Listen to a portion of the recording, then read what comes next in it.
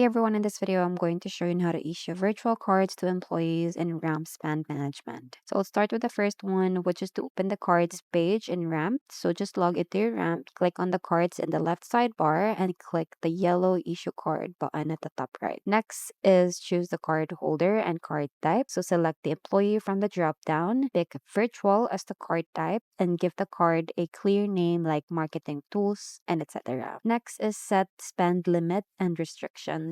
So enter a recurring monthly limit, then optionally restrict merchant categories or lock the card to specific vendors like Figma or Notion. Next is review and confirm the card. So double check the card holder, name, limit, and category restrictions on the summary screen, then click the yellow issue card button here. Lastly is share the card details with the employee. So on the success screen, copy the card number or click send to card holder so they can add it to their Apple Pay or their browser. So just a tip, you can turn on require receipts in the card settings. So employee must upload proof for every transaction automatically. So that's pretty much it. I hope you find this video helpful. Thank you for watching and I'll see you in my next one. Bye!